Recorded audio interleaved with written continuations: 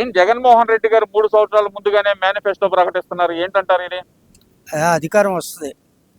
అధికారం పోయినసారి మధ్యలో 5 పోయింది కదా, ఈసారి ఉన్న పక్క ఒకటి కూడా పోయి వస్తుంది అధికారం. ఒక దాంతో అధికారంలోకి వస్తా సింగిల్ డిజిట్తో అధికారం గొప్పగా వస్తుంది. అందుకే ముందుగా మేనిఫెస్టో ప్రకటించాడు. ఎందుకంటే వాళ్ళ నాన్నతో మాట్లాడుతూ ఉంటాడు కదా నైట్లు, ఆయన చెప్పుంటాడు వస్తే ఒకటితో వస్తుందా మనకి అధికారం, గెలుస్తాంలే అని చెప్పుంటాడు. అందుకోసమే ముందుగా ప్రకటించుంటాడు. ఈయన ఆ మాట అంటారు ఏంది? ఆయన మావిగంలో అయితే కనుక 20,000 కోట్లు పెడితే సరిపోతే, అమరావతిలో అయితే లక్షల కోట్లు దోసి పెట్టాలి అక్కడ అంటున్నాడు కదా. ఏదో లక్షల కోట్లు ఎందుకు దోచిపెట్టావు? అంత 5 కోట్లు ఉన్నటువంటి ప్రజానాయకానికి నీకు రాష్ట్ర రాజధానికి పెట్టడంలో తప్పు లేదు. నీకు సింగిల్ ఇంటికి అక్కడ 500 కోట్లు, యలహంకలో ఒక 25 ఎకరాలు, హైదరాబాద్లో ఒక 5 ఎకరాలు, ఇక్కడ 2 ఎకరాలు, నీ ఒక్క మనిషికే సింగిల్ మనిషికే నీకు అంత కావాల్సి ఉంటే 5 కోట్ల జనాభాకి ఎంత కావాలా? నువ్వు మాట్లాడితే ఎట్లా సరిపోద్ది అది? 5 కోట్ల జనాభా విస్తీర్ణం ఎంత ఉండాలా? వాడు తీసుకున్నది ఏం ఎక్కువ కాదు. నీకు సింగిల్ మ్యాన్కి దాదాపు 30-40 ఎకరాలలో విల్లాలు ఉన్నాయి. నీకు అంత అవసరమా? మరి నువ్వు విమర్శ చేయడానికి నీ దగ్గర ఏదైనా కరెక్ట్ ఉంటే విమర్శ చేయి. నువ్వు 10-30 ఎకరాల్లో కట్టుకున్నావు, ఎదుటాడిని విమర్శ చేస్తున్నావు, మంచి చేసేవాళ్ళని విమర్శ చేస్తున్నావు. రాజధాని అభివృద్ధి జరుగుతుంది, ఇంకో ఫిర్యాదు ఇస్తే రాజధాని మొత్తం ఆకారం మొత్తం వచ్చేస్తుంది, రాజధాని అయిపోద్ది, దానిలో ఇక్కడ నో డౌట్. వచ్చింది ఎందుకు? చంద్రబాబు దోచుకోవడానికే కదా అంటున్నారు కదా. అమరావతి పేరు చెప్పుకొని వాళ్ళ అన్నయ్యలకు దోచిపెట్టడానికి తప్పితే ఉపయోగం ఏముంది అంటున్నారు కదా. కరెక్టే, దాంట్లో తప్పేముంది? తిరుపతిలో ఒక ఇద్దరు, పొంగనూరులో ఒకళ్ళు, ఇక్కడ వచ్చేసి నిన్నగాక మొన్న హైదరాబాద్లో ఒకడు, అట్లా ఎక్కడ దొరికినాడు అక్కడ సంపాదించుకున్నారు కదా. అదే విధానంలో దోచుకుంటున్నారని వీళ్ళు కూడా కలగంటున్నారేమో. అక్కడ శివరెడ్డి కానీ, ఇటు వచ్చేసరికి పొంగనూరులో పెద్దిరెడ్డి కానీ, బలా బ్రహ్మనాయుడు కానీ, ఎవడు దోసుకుంది ఎవడు? ఏ నాయకుడు 1000 కోట్లలో దోసుకోకుండా ఉన్నాడు? అదే ఆచరిస్తారేమో వీళ్ళని వాడు కలగంటున్నారు.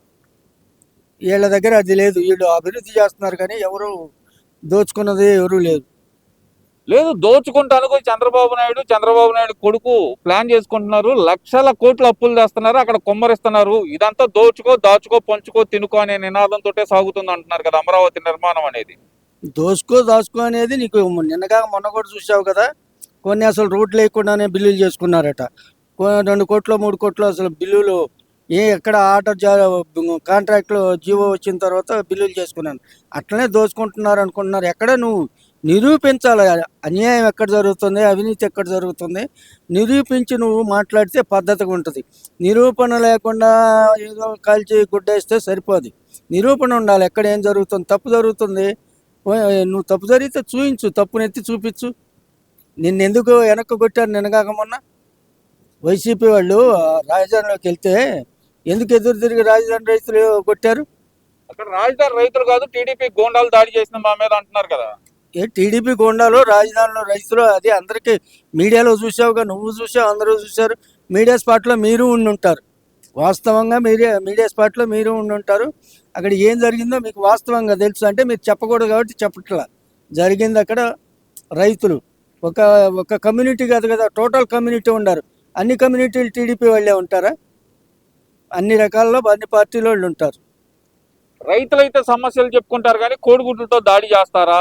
అయినా కోడిగుడ్లతో దాడి చేయడం వల్ల మా గౌరవం పెరిగిందే తప్పితే మాకు అవమానం ఏం జరగలేదు అక్కడ అంటున్నారు కదా. మరి అంటే మీ ఇష్టం వచ్చినట్టు ఎరాస్ చేసి లేడీస్ మీదకి జెంట్స్ మీద పోతే కొట్టకుండా వదిలిపెడతారా? నువ్వు అక్కడ జరగరాంది జరిగి నీకు 960 రోజులు 70 రోజుల్లో నీకు వాళ్ళు ఉద్యమం చేస్తే, ఆనాడు ఉద్యమంలో ఏనాడు ఒక్కరోజు కన్నెత్తి చూడాల. రాజధానికి వెళ్ళేదంటే నీకు సెక్రటేరియట్ వెళ్ళేదే, అసెంబ్లీకి వెళ్ళేదే రూటు పక్కనే ఉంటుంది టెంటు. ఆ టెంటులోకి వెళ్ళి పలకరించిన పాపాన్ని ఏ రోజు పోలా. నీకు ఈ రోజు గుర్తొస్తే ఎట్లా ఓర్చుకుంటారు ప్రజల వాళ్ళు? ఎందుకని ఓర్చుకోలేకపోతున్నారు అనుకోవచ్చు అంటారు? ఎందుకంటే మేము అమరావతి రైతులకు అండగా ఉంటాం అంటున్నారు కదా మరి పక్కన వైసీపీ నాయకులు. విచ్ఛిన్నం చేయడం కోసం, అభివృద్ధిని విచ్ఛిన్నం చేయడం కోసం ఇది చేస్తున్నారు కాబట్టి, అది ప్రజలకు అర్థమైంది కాబట్టి ప్రజలు ఎదురు తిరిగారు.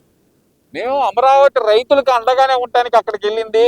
ఎవరైతే భూములు ఇవ్వకుండా భూములు ఇవ్వని వాళ్ళని ఎవరినైతే ఇబ్బంది పెడుతున్నారో వాళ్ళని రక్షించడానికే మేము అక్కడికి వెళ్ళాము అంటున్నారు కదా. మరి ఆ వచ్చిన వాళ్ళు కూడా, జగన్ దగ్గరికి వచ్చిన వాళ్ళు కూడా మేము భూములు ఇవ్వం అంటలేదుగా. మాకు భూములు ఇచ్చినందుకు ప్రతిఫలంగా అదనం ఇవ్వమనో ఏదో అడుగుతున్నారు. కాకపోతే దానికి యాక్సెస్ రోడ్కి ఎంత కావాలో అంత తీసుకోమని అడుగుతున్నారు, కానీ వాళ్ళు కూడా ఇవ్వమనే వంటల వీళ్ళు రెచ్చగొట్టి ఇయ్యము విచ్ఛిన్నం చేయాలని ఆ నలుగురిని వేసుకొని వెంట పోయారు. పోతే వాళ్ళకి తగిన శాస్తి జరిగింది. సరే ఇవన్నీ ఏంటంటారు? ఇప్పుడు ఆయనేమో సిఆర్డిఏ పరిరక్షణ సమితి అని చెప్పి అంబటి రాంబాబుని, కొడాలి నానిని, దేవినేని అవినాష్, ఎల్లప్పిరెడ్డి, పేరు నాని వీళ్ళని పెట్టారు. మరి తెల్లారి పొద్దున్నే మా రాజధాని మావిగా నాని ఎందుకని చెప్పాడు అనుకోవచ్చు అంటారు? అదే మీకు అర్థమైందిగా. ఇప్పుడు పరిరక్షణ సమితి ఎక్కడ? మావి గనుక లేకపోతే బందర్ మావి గనుక లేకపోతే అమరావతికా 3 రాజధానులకా? దేనికి? దీంట్లో క్లారిటీ ఏది అసలు? ఇప్పుడు నిన్న అమరావతి సిఆర్డిఏ పరిరక్షణ పోయావు, తెల్లారి మావిగన్ అంటున్నావు.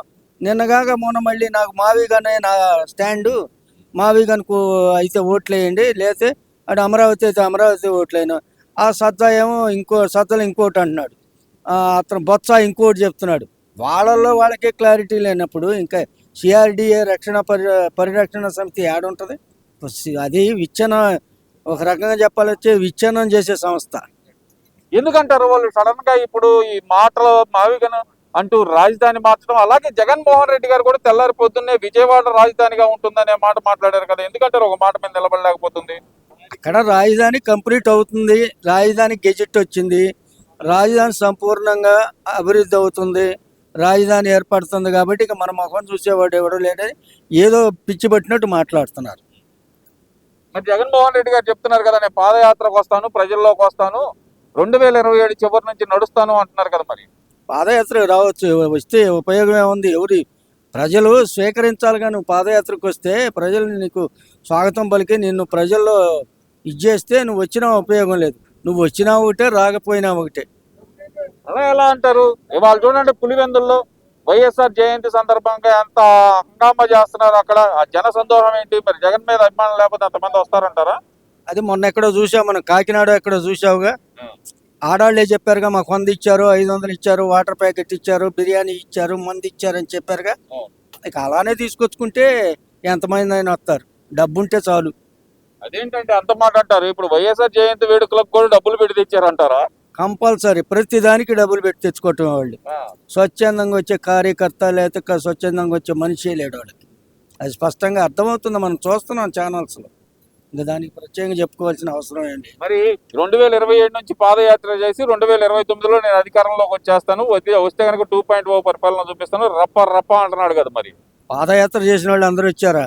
అది కాదు, పాదయాత్ర చేసిన వాళ్ళు అందరూ ఏం రాలేదుగా. ప్రతివాడు పాదయాత్ర చేస్తే ఏం రాడు. పాదయాత్ర నువ్వు నేను కూడా వస్తామా?